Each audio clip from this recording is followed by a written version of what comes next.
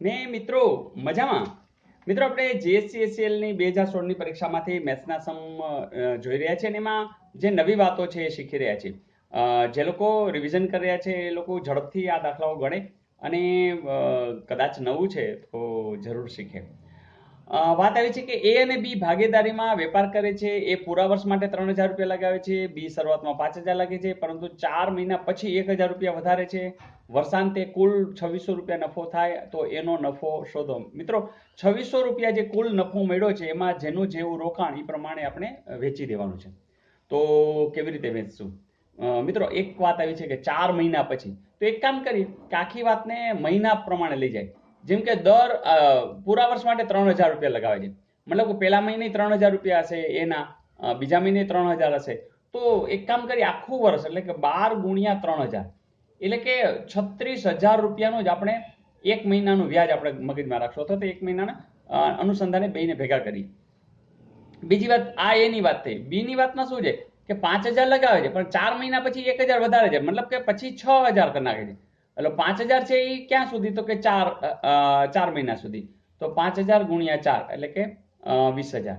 પછી તો કે 6000 કરે છે. તો બાકીના એટલે 8 8 ને 4 12, બરાબર? ટોટલ તો 12 મહિના જોઈએ. તો 8 છક 48. તો હવે તમને ખબર પડી ગઈ કે આનું મહિનાના સંદર્ભે 69000 રોકાણ અને આનું મહિનાના સંદર્ભે કેટલું રોકાણ? 36000. તો બસ કામ તો પતી ગયું. આપણે ટોટલ જે છે એ બેના પૈસા ભેગા થઈને કંઈક મળ્યું છે. તો આપણે એક કામ કરીએ, એનો સરવાળો કરી નાખીએ. તો 8 ને 6 14, 1 લાખ, સોરી, હા યસ, 1,04,000. તો વાત આટલી છે કે 1,04,000 રૂપિયા સામે 2600 રૂપિયા નફો થયો છે. ફરીથી 1,04,000 ટોટલ રોકાણ છે, એમાં નફો કેટલો થયો છે? 2600 નો. હવે એને જો એનું શોધવું છે કે બી નું પૂછ્યું હશે, એનો નફો કેટલો, તો એનું રોકાણ કેટલું છે? તો કે 36,000 એ કેટલું? જો પતી ગયું, બરાબર ને? આટલા રૂપિયે 2600, તો એનું રોકાણ તો 36,000 છે. ધારો કે બી નું પૂછ્યું તો એમ લખે 68,000 એ કેટલું? જો કામ પતી ગયું. તો મિત્રો આટલું સિમ્પલ હોય છે. બસ ખાલી હવે જોયું છે આપણે 2600 ગુણ્યા આ શું થઈ જશે? ઉપર 36,000, હા, અને છેદમાં શું લાગશે? 1,04,000. તો 3 મિનિટ તો આમના ઉડી ગયા, બરાબર? પછી તો તમે કહેશો કે સર 26 એકું અને 26 ચોકું, હે ને? તો એ પણ થઈ ગયું. પછી 4 એકું 4, 9 ચોક 36, એ પણ થઈ ગયું. તો 100 ગુણ્યા 9 કેટલા આવે? તો 900. એવું ક્યાંય પૂછે? તમે કહેશો હા સર આ રહ્યું. તો એ આ રહ્યું. તો મજા આવી મિત્રો. તો જે કંઈ પૂછે એ તમને આવડી જશે. માત્ર અનુસંધાન લગાડવાનું, કારણ કે આ ટુકડા અહીંયા છે મહિનાના અંદર, તો મહિનાના સંદર્ભે જ બધી વાત કરી લી, તો આ થઈ જશે. તો મજા આવી? યસ, આ નવું લાગ્યું હશે. જોઈએ નેક્સ્ટ. મિત્રો આ પણ પ્રશ્ન નવો છે. મજાની વાત તો મિત્રો એ છે કે જો તમે આ વિડીયોઝ બધા મેથ્સ, રિઝનિંગ એ બધા જે તે પરીક્ષા, જેમ કે આપણે 2-3 મહિનાનો ટાઈમ મળ્યો છે, તો આખો દિવસ બેસી જાઓ ને બધા જોઈ નાખો, તો મને પૂરો કોન્ફિડન્સ છે કે લગભગ આની બહાર ના આવે. તો આજે પણ આપણા એક એનડીસી પરિવારના આનંદભાઈ આવ્યા હતા મળવા, તો એ પણ એ જ વાત કરતા હતા, સર એવી મજા આવે છે, મેં હમણાં રિઝનિંગ સ્ટાર્ટ કર્યું છે. તો એવું કોઈ પણ રિઝનિંગ સ્ટાર્ટ કરો, મેથ્સ પૂરું કરી નાખો, ગુજરાતી ગ્રામર પૂરું કરી નાખો, જે કંઈ જીકેના ક્વેશ્ચન્સ છે એ પૂરા કરી નાખો, ઇંગ્લિશ પૂરું કરી નાખો, જે કંઈ તમે જેટલા વિડીયોઝ છે બધા જોઈ જ નાખો, એવું નક્કી કરો. પછી જુઓ શું થાય છે. તો મિત્રો હેતુ તો એ જ છે કે આનંદ સાથે કેમ ભણી શકાય, એનો આજે મને આનંદભાઈ જ કહી રહ્યા હતા. તો જોઈએ, એક વેપારી નાણાં ધીરનાર પાસેથી તારીખ 5/6/2013 રોજ 20,000 રૂપિયા ઉછીના લીધા. પછી તારીખ 14/8/2013 રોજ પરત કરે છે, તો તેણે કેટલા દિવસનું વ્યાજ ભરવું પડે? મિત્રો આવા પ્રશ્ન જ્યારે પૂછાય, અથવા તો પછી દિવસોમાં અમુક ટકા આપ્યા હોય કે આટલા ટકા લેખે આટલા આ દિવસોનું વ્યાજ ગણો, તો જ્યારે દિવસો આવે તો એ દિવસોની ગણતરી કરવી પડે. અહીંયા સ્પષ્ટ દિવસ આપ્યા નથી, આપણે જ ગણતરી કરવી પડશે. તો ગણતરી પણ પૂછે, અથવા તો કોઈ દાખલાની અંદર પણ તમારે 73 દિવસ લેવા પડે એની જગ્યાએ. અને એની જગ્યાએ તો વર્ષ હોય, એટલે જ્યારે તમે 73 કે એવું લેતા હો તો તમારે શું કરવું પડે? છેદમાં 365 કરવા પડે, કારણ કે એ વર્ષની અંદર હોય. તો અહીંયા વાત આટલી છે કે આપણે દિવસો કેમ શોધવા. તો મિત્રો કઈ તારીખે એ લેવા ગયા? તો વિચાર કરો, 5મી જૂન, રાઈટ? મતલબ કે આગલા દિવસ 4 વયા ગયા, ત્યાં સુધીનું તો વ્યાજ ગણાય નહીં. 5મી થી વ્યાજ ચાલુ થાય. તો જે આગલા દિવસો જે તે મહિનાના હોય એટલા ઓછા કરવા પડે. તમને ખબર છે કે જ્યારે જૂન મહિનાની વાત હોય ત્યારે 30 દિવસ હોય, એમાં જે 4 દિવસ બાદ કરી નાખો કેટલા એવા? તો પહેલી વસ્તુ જૂન મહિનાના કેટલા દિવસો ગણશું? 26 દિવસ. હવે આવ્યો જુલાઈ, તો જુલાઈના કેટલા હશે? તો જુલાઈના તો ખબર જ છે 31 દિવસ હોય, તો આપણે એડ કરશું. હવે આવ્યું ઓગસ્ટ, તો ઓગસ્ટમાં 14 તારીખે પૈસા આપી દે છે મિત્રો, તો 14મીનું પછી વ્યાજ લેવાનું હોય નહીં. મતલબ આગલા દિવસો કેટલા વયા ગયા? તો 13 દિવસ.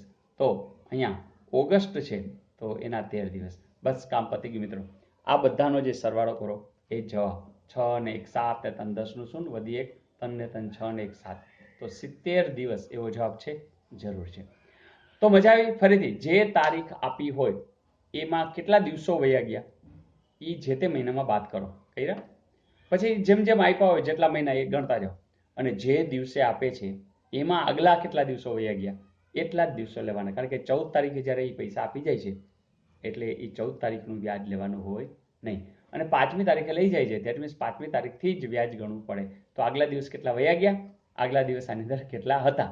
તો બેમાં આગલા દિવસનું અનુસંધાન તમને ખબર જ છે કે કેવી રીતે ગણી શકાય. અહીંયા બાદબાકી કરવી પડે, અહીંયા તો તમને ડાયરેક્ટ મળે. એટલે જે જ્યારે પરત કરવાની વાત છે એમાં તો સીધું આગલો દિવસ છે એ જ એનો જવાબ આવે. તો નવી વાત છે ને, અમુક લોકો માટે છે, અમુક લોકો માટે નથી.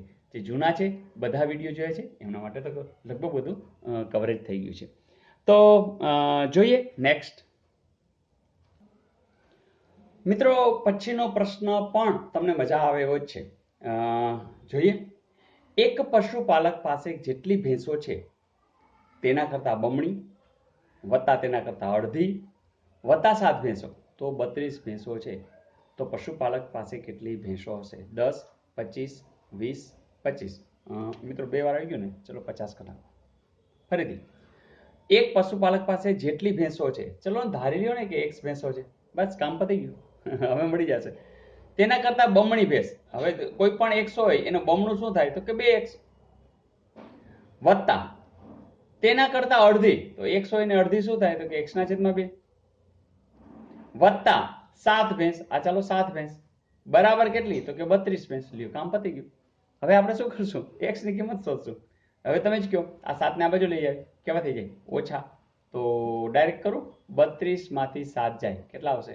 25.